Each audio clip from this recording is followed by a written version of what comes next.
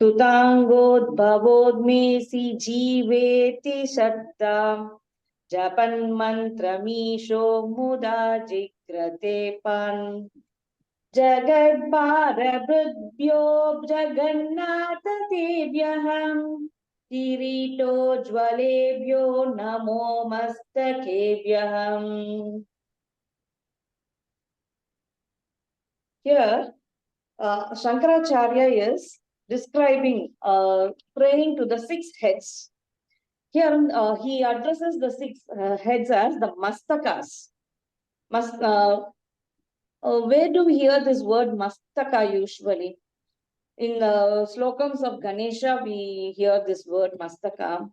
But more than this, in Pandaripura, the Panduranga is known as Mastakalingam, because on the head of Panduranga, the crown, in the place of the crown, there is a lingam on his head. That's why Panduranga is also known as Mastakalingam. So here the head is called as Mastaka. Suta is the sun. Sun is whose sun? Anga, limbs. Udbhavaha, born. May, my. Asi, are. Jiva, live long. Iti, so saying. Shraddha.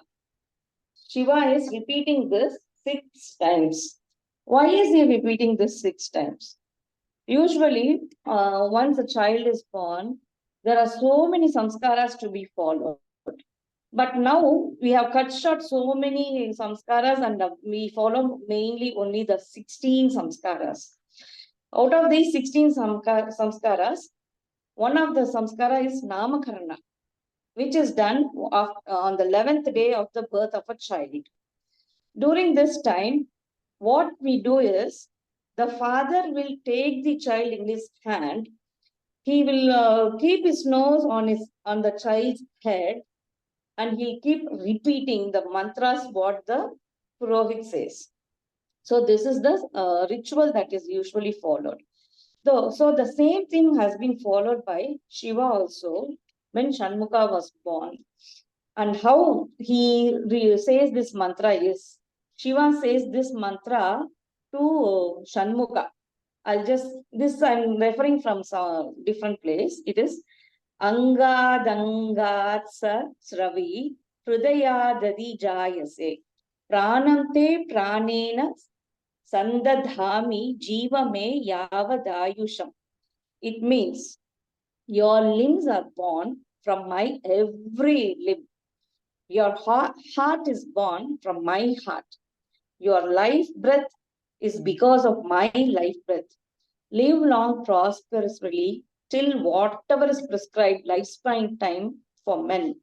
It is usually said to be 100 years. So when Shiva repeats this 6 times, so anybody who repeats this 6 times, that 100 becomes 100 into 6, 600 years.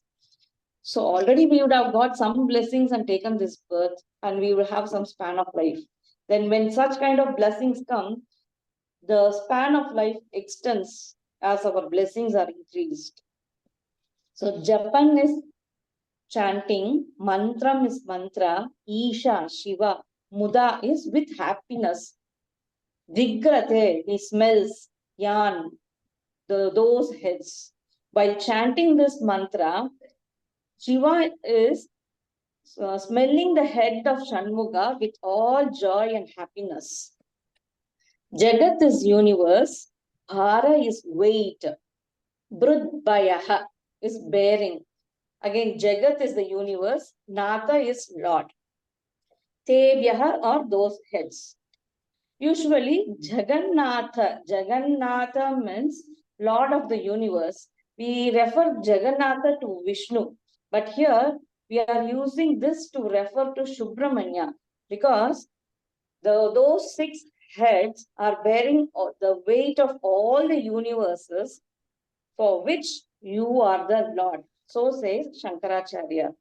Kiritaha, crowns.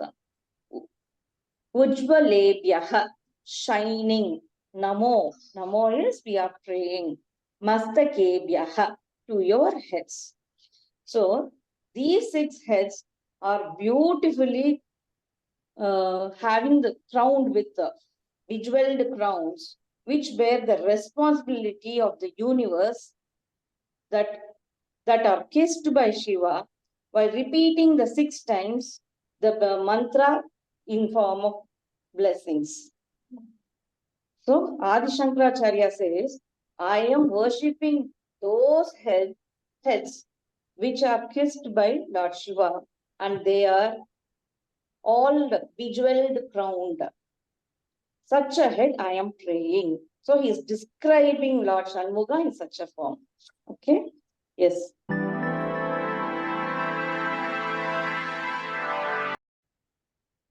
Okay. Spuradranta Keyura Harabi Rama Chala Kundala Shri Lasat Ganta Bagaha Katau Pita Vasa Kare Charu Shakti Purastanma Mastam Pura Resta Nujaha Surandrantageyurahara Viramas Chalan Kundala Shrila Sadganta Bhagaham Katau Pita Vasa Kare Charu Shakti Purastan Mamastam Puraresta Nujaham. Puras is shining, Ratna is the gem studded. Now here in this para, Shankaracharya is describing the whole appearance of Lord Shanmuga in a way how he wants to see him. Whenever he prays, he wants Lord Shanmuga to appear before him in this form and come and bless him. So in that he describes. Ratna is gem studded, Keyura is the bracelet, Hara is the necklace, Abhiramaha, very delighted, pleasing face. Here, why he says Rama? We know in Lord Rama is Rama, not anybody else as Rama. But here, why is he called Rama? Because the meaning of Rama is this: Ramayati iti Ramaha. That is the one who makes everybody happy on seeing him is called Rama. When we see Lord Shanmuga, you will feel happy. So Shanmuga gets the name Rama. In Ramayana, everybody in Ramayana, all the personalities, all the characters, all the persons, they'll feel so happy on seeing Rama. That's why he's been named as Rama. Again, Ramati iti Ramaha. The person who is happy with himself and the person who is meditating and enjoying the bliss of the Atma, and he can have that Atma Anubhavam, such a person is also called Rama. So for both these reasons, one person is named Rama. That's why here Shanmuga is also addressed as Rama. Chalat is moving, dangling. Kundala is the earring. Usually the kundala, what are in those days, everybody wears, kundala is the earring. The earring is usually, they will cover the whole of the ear. And mostly it will be in the shape of the fish. So it is called Makara Kundala. Shri is the glorious, Lasat, shining. Ganta is the Ganta, what we have, the Ganta. Ganta is the cheeks. Bhagaha is the area of the cheeks. Here, the cheek area is shining gloriously due to the moving of the kundala, the earrings, which is shaped like a sharp, and it is worn usually by all the gods in those days. Here, the kundala, why we say kundala means it is a kind of protection given to that part of the body, that is the ear. When you wear that kundalam, your ears are protected. That's why we say in Mahabharatam, Karna was born with Kavacha Kundalam. So it is a protection shield, Kavacham and Kundalam. So Kavacha Kundalam. Cutout is the waist, Pita is yellow, Vasa is the dress.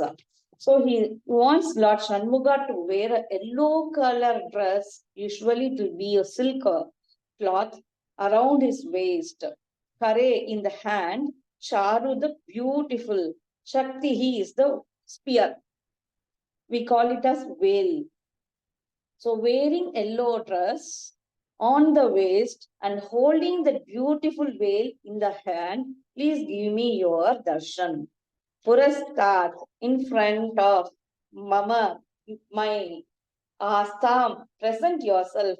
Pura, Tripura, enemy is the enemy of the Tripura.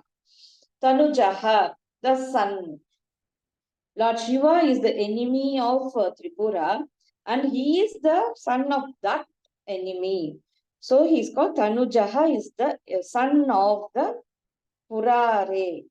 So this is the description that Shankaracharya gives how he wants to see Lord Shanmuga.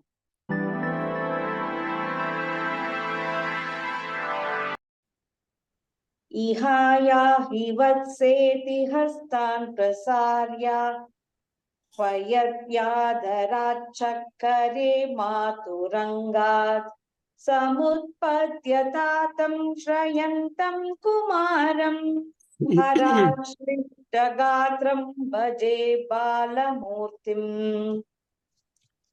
Here, the whole of this sloka, this particular para, it combines Shiva, Parvati and Subramanya, and collectively it is describing and worshipping. It is in the form of Somaskanda.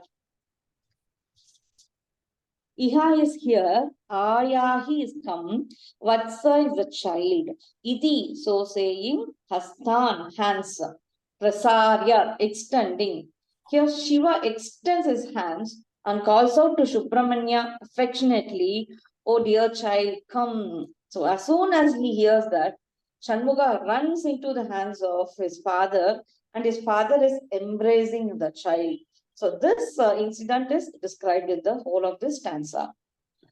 Ahvayati, Ahvati is calling, Adarat, with great love, Shankare, Shankara is Shiva, Matuhu, mother, Ankat, from lap. That is, he's leaping from the lap of his mother to father's hands. Samutpatya tatam, Samutpatya, rising with zeal, tatam is father, Shrayantam, going to, Kumaram is Kumara Subramanya. Tatam here is a term which shows so much of love, so much of closeness. That is, it is brimming with happiness. The affection is brimming to the core. So that only at that time, this is the highest degree of love and affection. Only at that time, the poets will use the word tatam. And tatam here, it can also show as the son or father or grandfather or grandson, depending on which context it is used. Here, Subramanya is referred to as Kumara. And Kumara is interpreted in so many ways. Hara is the Shiva. Ashlishta is embracing. Gatram is the body. Bhaje is meditate. Balamurtim is the small form. Balamurtim is the form of a small child, whose body was embraced by Shiva himself.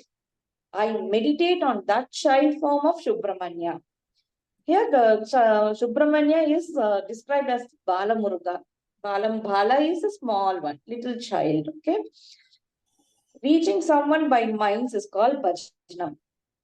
So when you worship some god or you call for some god through your mind, through it is also called bhajanam. Bhajanam is repeating the name of the god again and again and again in different ways. That is called bhajanam.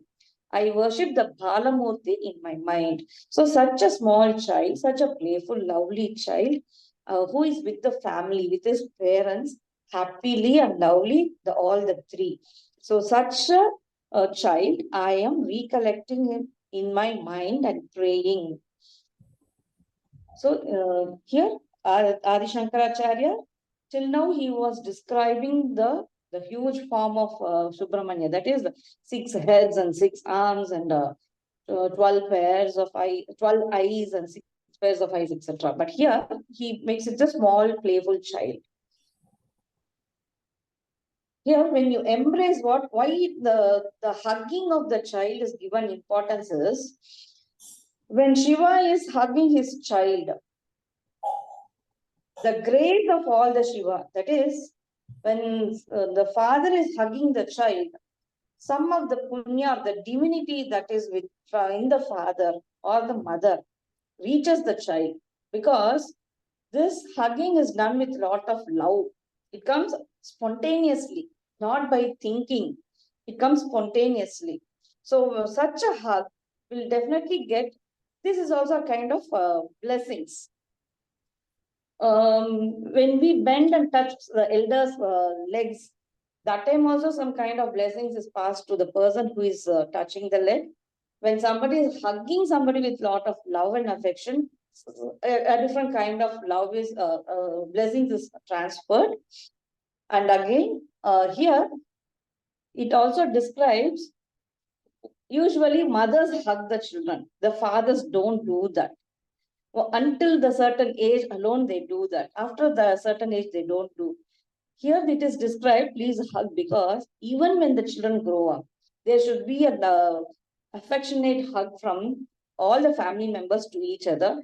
And it plays a kind of psychology. It gives a kind of mental security. The child feels secured. That is what is implied in this para. Okay. And here, when you read this para alone, the childless couple get a child. This para, this 4 lines para, the 18th stanza, this is chanted by those couples, those who are in need of a child.